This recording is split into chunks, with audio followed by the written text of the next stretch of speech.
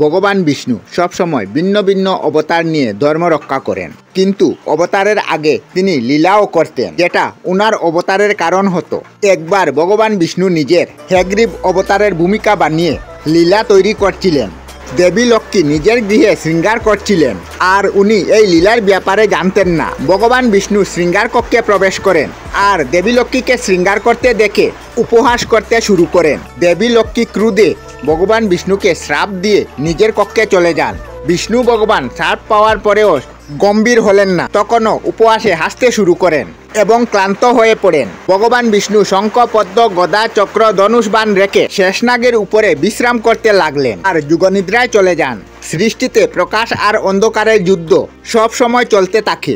এই সময় অন্ধকারের নেতৃত্ব অসুররাজ হ্যাগ্রীব অর্থাৎ ঘোড়ার মাথাওয়ালা রাক্ষস করছিল। অসুররাজ হ্যাগ্রীব তার সেনাপতির কথায় আকৃষ্ট হয়ে দেবী আদিশক্তিকে প্রসন্ন করার জন্য তপস্যায় বসে পড়েন। হ্যাগ্রীবের তপস্যায় দেবী চিন্তিত হয়ে উঠেন। হ্যাগ্রীবের তপস্যা খুব ভালো চলছিল। দেবী আদিশক্তি শক্তিরূপে প্রকট হলেন এবং বরদান চাওয়ার জন্য বললেন। তখন হ্যাগ্রীব বলল, আমাকে এমন বরদান দাও, আমাকে যে হত্যা করবে তার দেহ আমার মতো থাকতে হবে, অর্থাৎ মাথাটি ঘোড়ার আর শরীর মানুষের। আমি জানি আমার মতো দ্বিতীয় কেউ এই পৃথিবীতে নেই, তাই আমার মৃত্যু অসম্ভব। আশীর্বাদ পেয়ে হ্যাগ্রীবের অত্যাচার আরও বেড়ে উঠে পৃথিবীতে হাহাকার করে তুলে। দুর্বল প্রাণীদেরকে মেরে নিজের শক্তি প্রদর্শন করতে শুরু করে।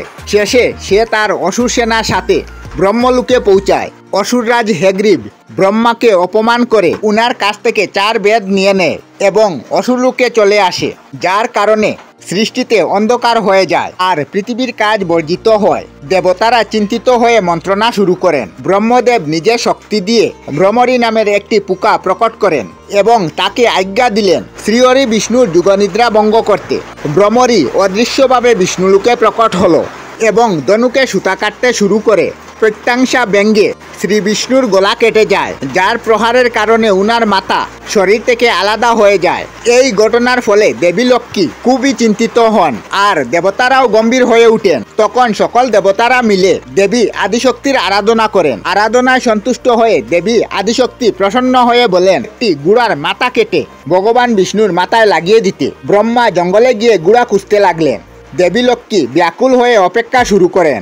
অবশেষে ব্রহ্মদেব এলেন, ভগবান বিষ্ণুর শরীরে ঘোড়ার মাথা জুড়ে দেন। এভাবে ভগবান বিষ্ণু আবার জীবিত হলেন।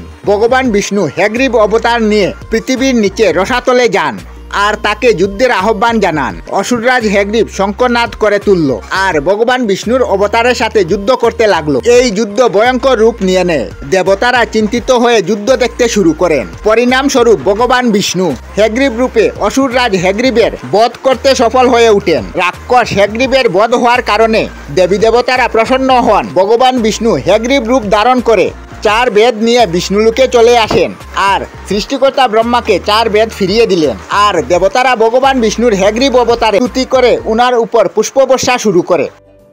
আমরা আমাদের চ্যানেলে সব ধরনের ভিডিও আপলোড করি, যেমন ব্লগ, নিউজ, কুকিং ভিডিও, ধার্মিক আলোচনা ইত্যাদি।